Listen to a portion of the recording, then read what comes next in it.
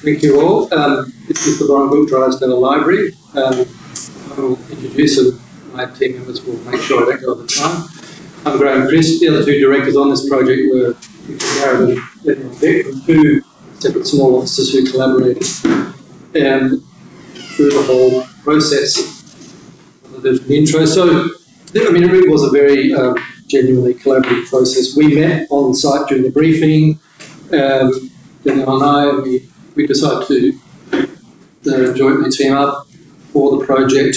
But at the same time, also the City of Greater Geelong were a really collaborative partner and, instigated some really fantastic conversations through this quite long process. Also just mentioned Karina Eccles, who was the Bunurong community member who really instigated some great conversations with us as well. I'll begin by just talking about this project in terms of urban repair. Much of the instigation for the project was to really fix some urban problems and a really key bit of Drysdale on the high street. And to use the building to sort of stitch back the open space into the high street. This is its location right in the middle of the Bunurong Peninsula. You can see the bay and beyond it. But it's a really crucial bit of the town, and the town is in a really crucial bit of territory where you might know where that roundabout is a junction to several other towns. And the construction of Woolworths had really turned its back on that high street level problem. There you can see the access down towards Antarctica and St Leonard's, and a sort of series of small shops, but also a collection of 19th century, quite fine but modest buildings along the high street.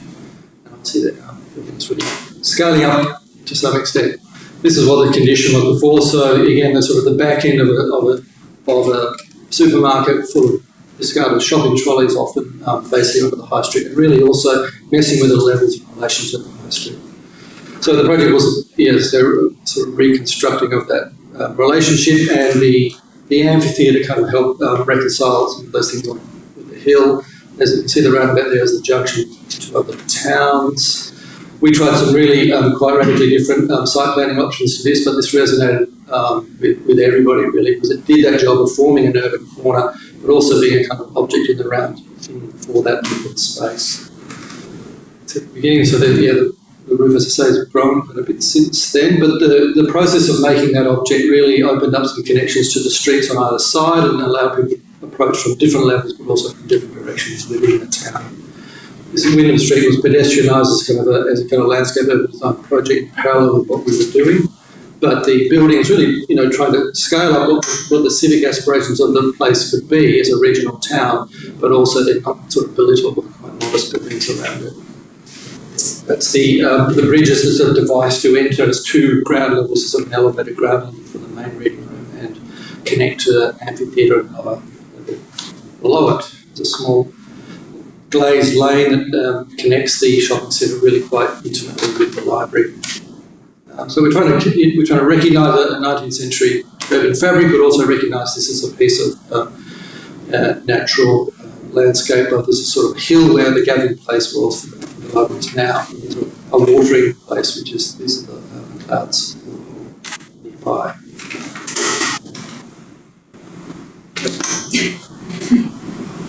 Hi. This building aims to be generous towards the town and its community. It aims to exceed the expectations of its brief, budget, context. It recognises that this may be the most important civic artefact constructed in the lifetimes of many locals in this regional community. The project was designed through dialogue with the site, both vast and localised, with the community, with Indigenous narratives and through careful listening. The lower ground level geometry negotiates that curvilinear drum above and the adjoining shopping centre. A perimeter of benches face out towards the amphitheatre, and the arc of the plan describes the path between the two perpendicular high streets to the north and the west. This is a compressed space with a softness that counters the highly adaptable and robust children's zones. The courtyard above is visible, and the acoustically treated conical ceiling. Both acoustically and aesthetically, this space accepts noise and mess. There is a bookable seminar space near the lower entry and a separate craft area just beyond it. The open space is mostly reserved for the children's collection. The upper floor is approached from the east from a ramped bridge, which Graham was describing before. The low entry floor opens into a lofty reading room. The main collections are arrayed around the courtyard with a study desk to the perimeter and 2 small meeting pods behind. The back of house areas are tucked behind the drum and run along the southern boundary of the shopping centre. North. From the reception, you can orient yourself out towards the central. You can orient yourself around that central courtyard garden, as well as looking out into the park and the town centre beyond. The Drysdale pub and the old courthouse can be seen through this view, and you sort of, although you're at quite a low level, really, you do sort of feel like you're having this view across the rooftops. Sunlight moves around the courtyard throughout the day, and the circular plan encourages pockets of activity with differing light and intensity levels. The high ceiling of the reading room dips down into the courtyard and towards the park, allowing that roof planting to come into view. The single Bellarine eucalypt in the centre of the courtyard is anticipated to grow up into the open funnel and will provide shade to this outdoor space. The section shows how the conical roof form draws the planting down into the centre of the courtyard and amplifies the volume in this. Materials were chosen to reinforce the conceptual narrative, telling stories of place and culture. A vast water territory that connects, dissects and feeds through the Bellarine is emphasised further in the detail of the building. The library form itself becoming a conceptual water body across a larger terrain. Datum, reflection, depth, shallow, flat, undulating, wet, dry, all cues that set up our material narrative. Rising from a murky, watery, glistening underbelly to a dry, clay-like surface, both inferences of 19th century ornamentation and of natural sedimentary layers influence the design.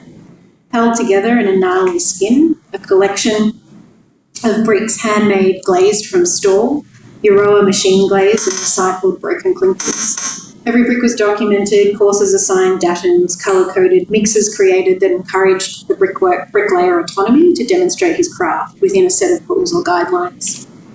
A mirror finish reflective stainless steel soffit runs to the edge of the lower plaza, capturing the parkland reflections, carrying natural light into the children's spaces. Tonal and textual palettes were continued to the interior, lower ground aqueous, compressed concrete surfaces dampened by acoustic felt, upper ground warm tones of timber textures. Exposed off-form concrete could be rock shelves, and smooth plaster with translucent curtains create a serene atmosphere. Vita Green's evocative and precise roof planting shot drawing shows the distribution of native and endemic species. To achieve the steepness and nutrient-rich shallow soil profile is laid, roof gutters are given over to drainage cell and plants are encouraged to cascade. This can be seen here in the courtyard. During dusk, the top row of the Euroa bricks disappears into the sky, softening the civic structure.